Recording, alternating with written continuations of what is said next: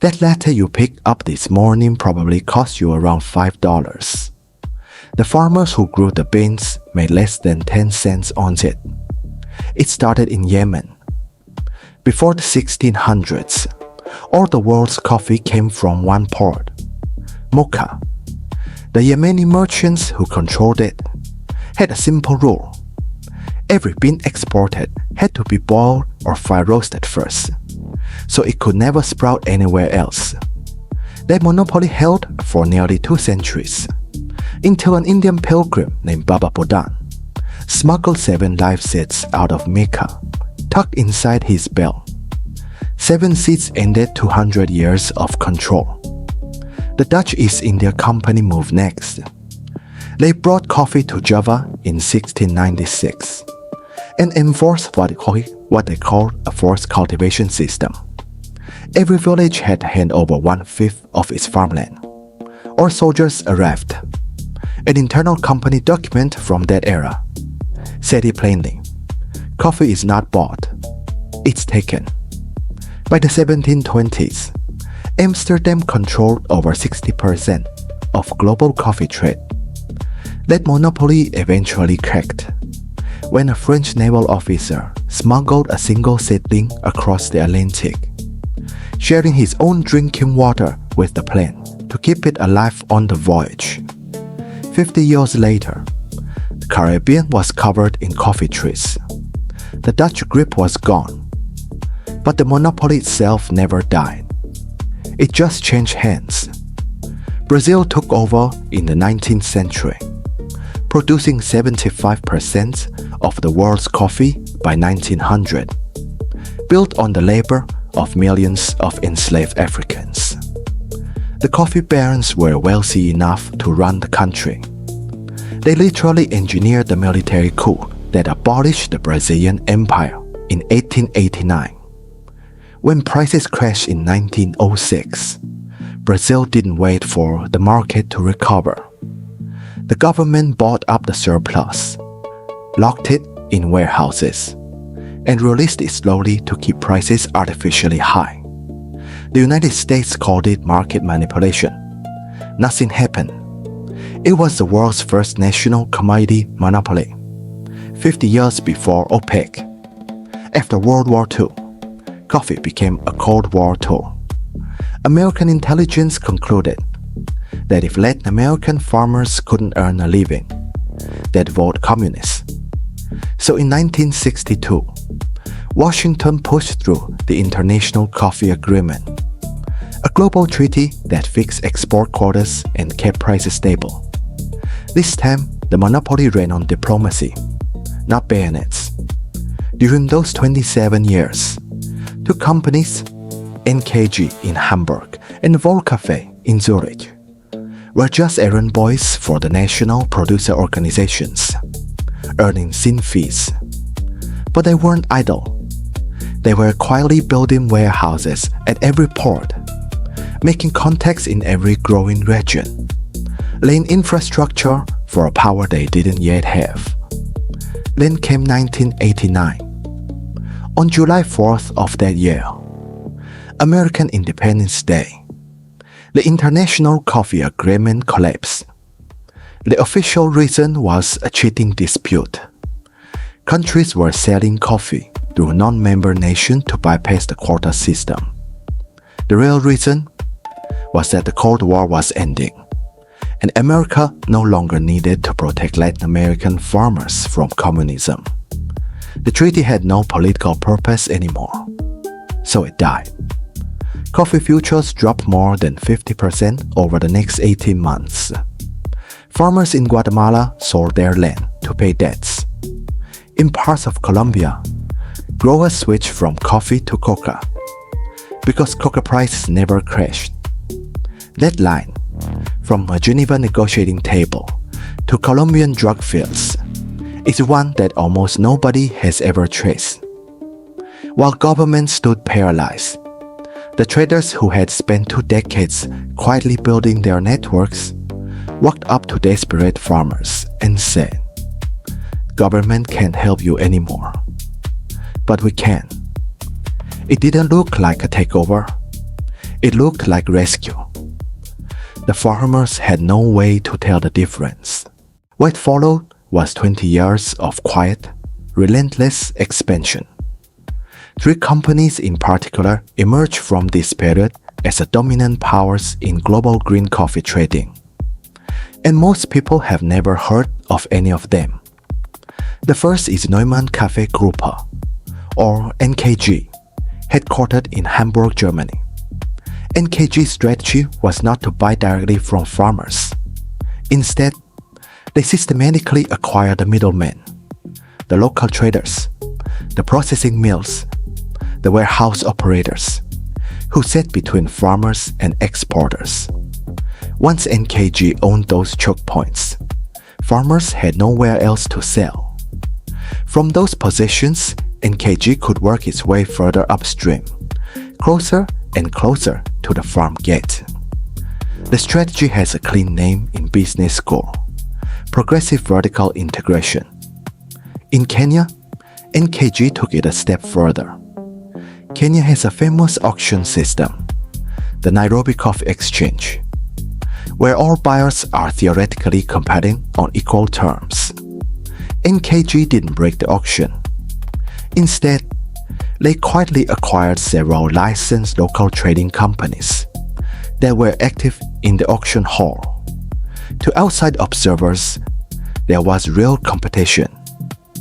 Behind the scenes, the main bidders all had the same ultimate owner. By 2010, NKG had operations in more than 25 countries and had become one of the largest green coffee traders on the planet. The second company is Volcafe, based in Zurich, which was later acquired by the British firm F. Man. Volcafe's approach was different. They called it embedded services. In every major growing region, they set up permanent offices staffed with agronomists, financial advisors, and weather analysts. They offered farmers free soil testing, pest diagnosis, and fertilization schedules. And the results were genuinely good.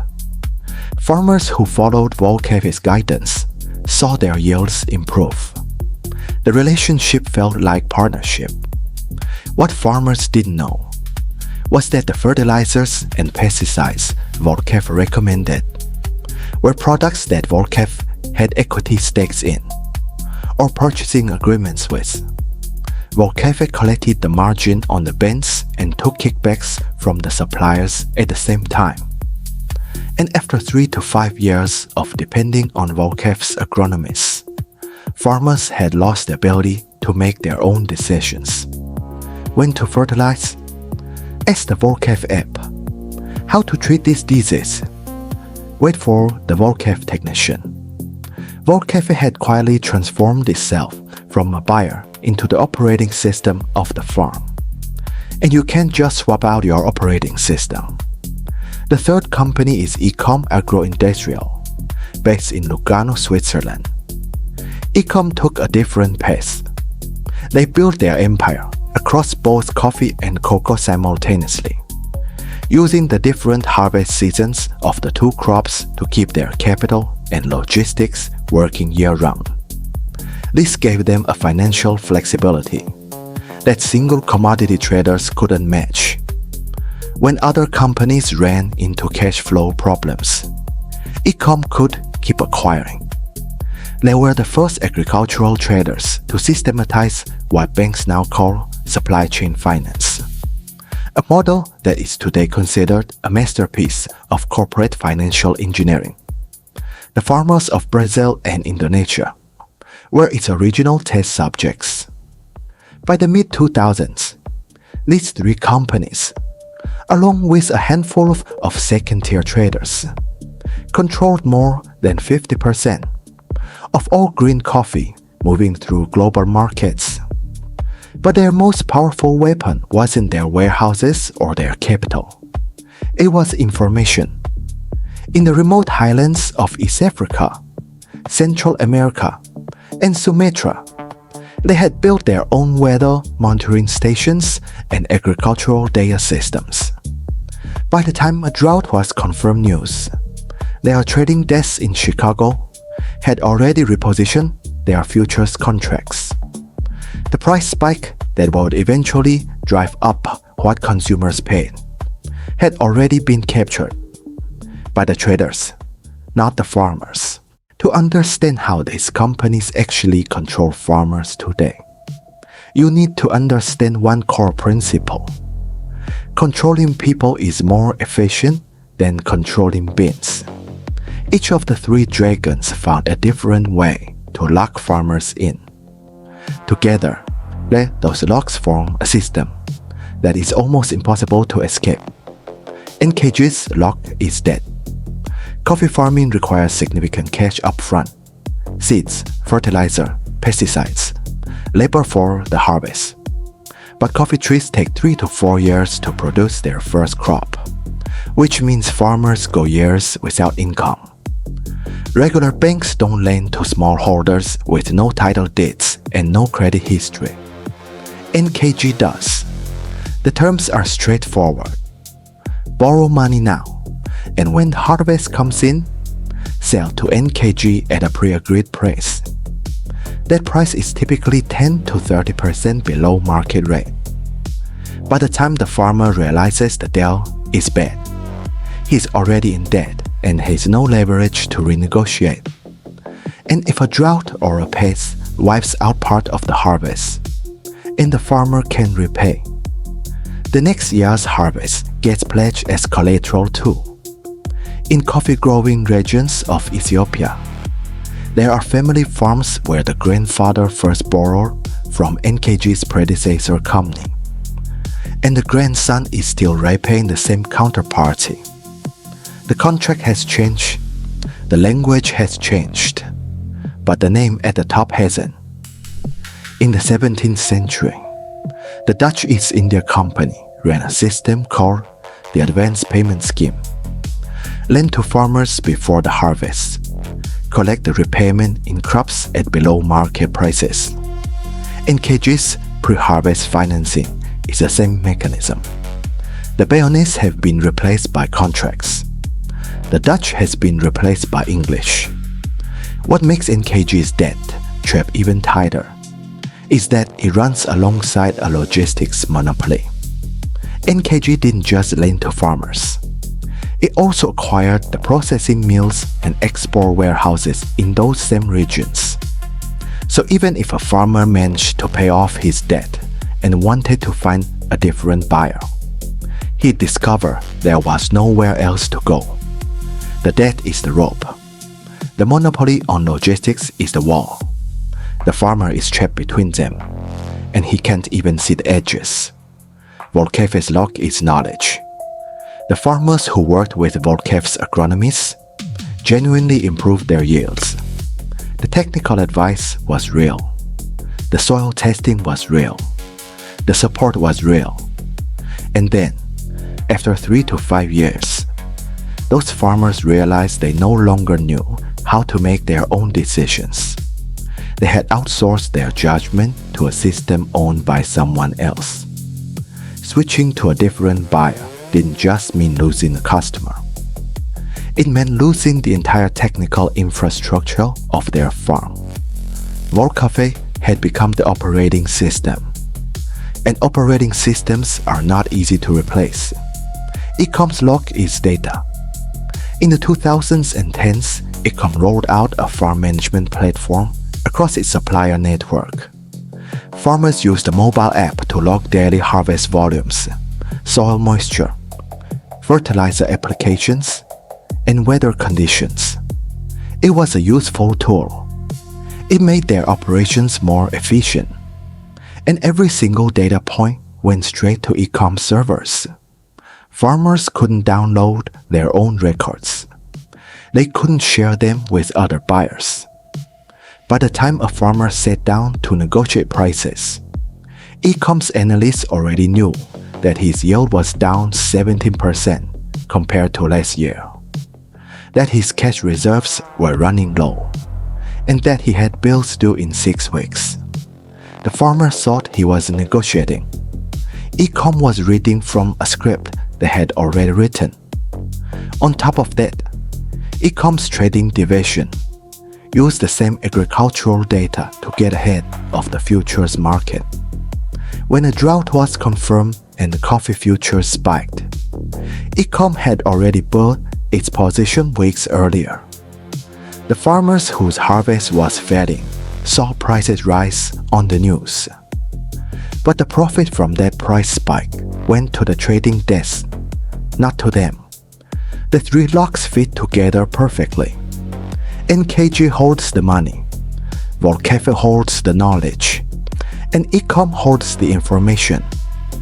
A farmer who somehow managed to break free of one company would find themselves immediately caught by another.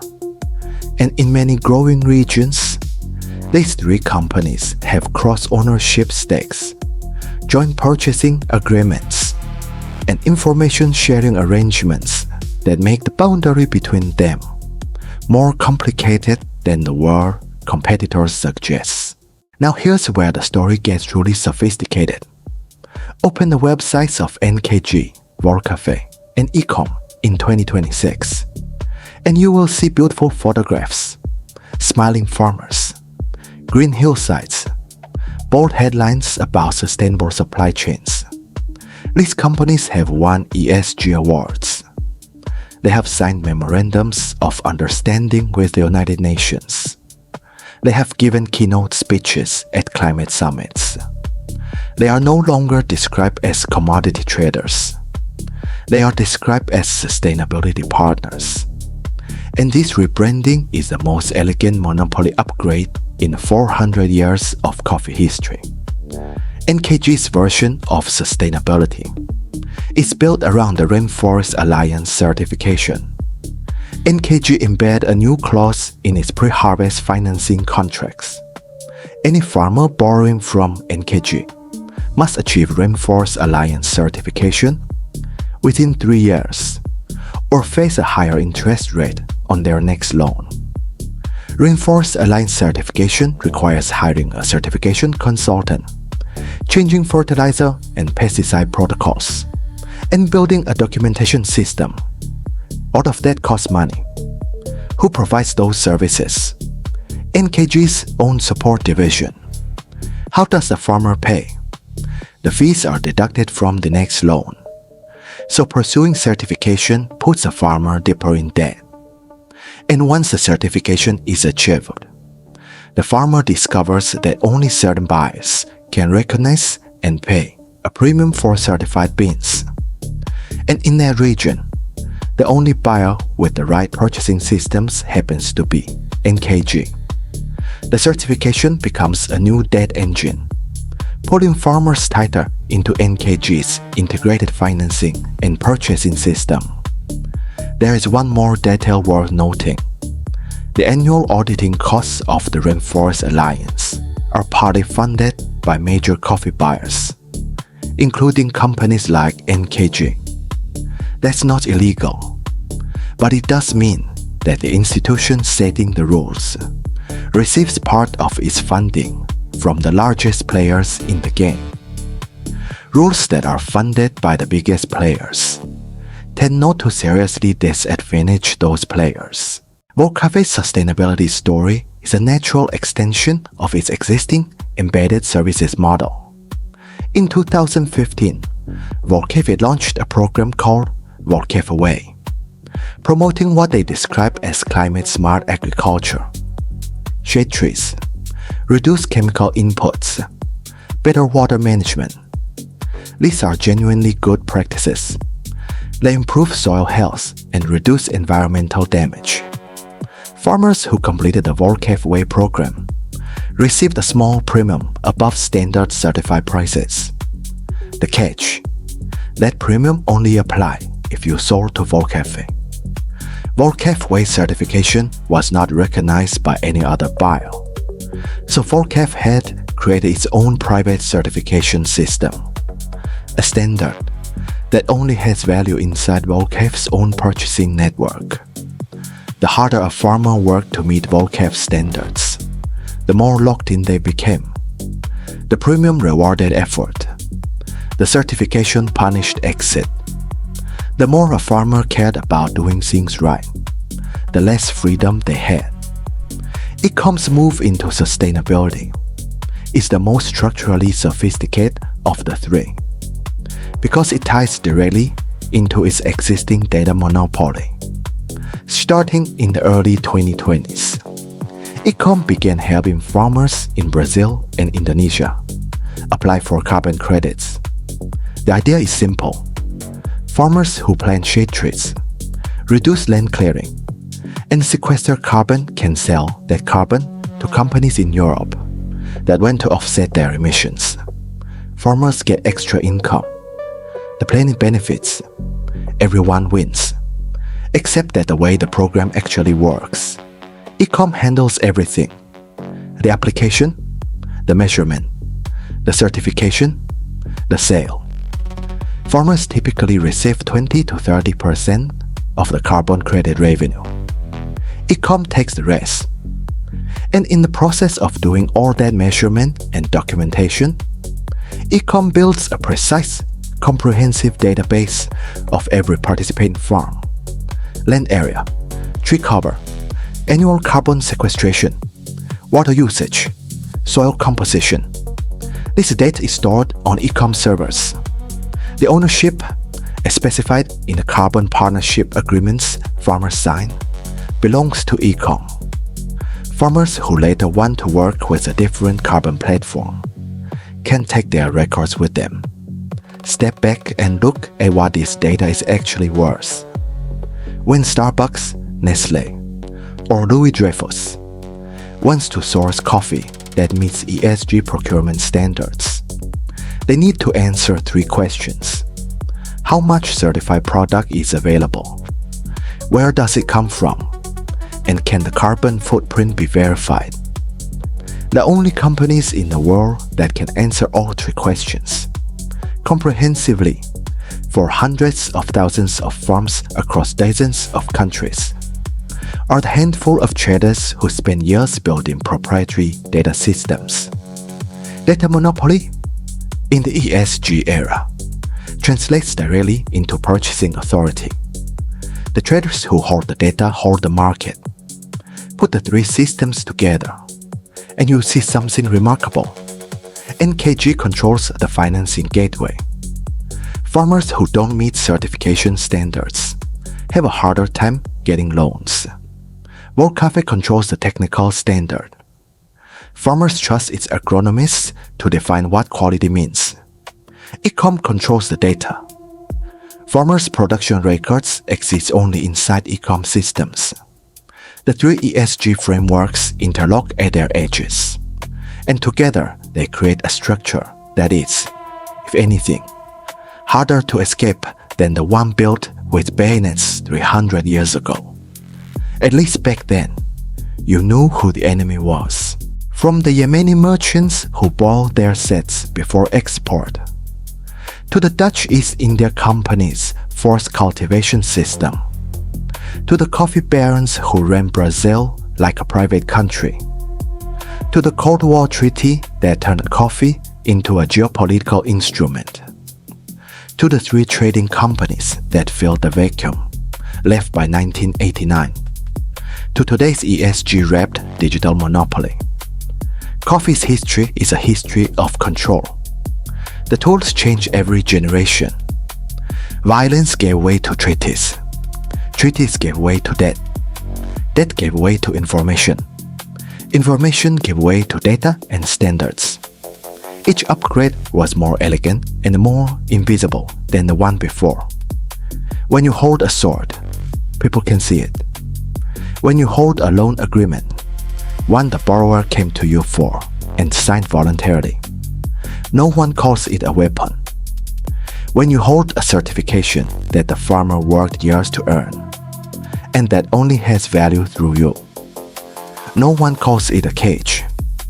When you hold a database that documents everything about a farmer's land and livelihood, and the farmer voluntarily gave you the data because the app was useful, no one calls it surveillance.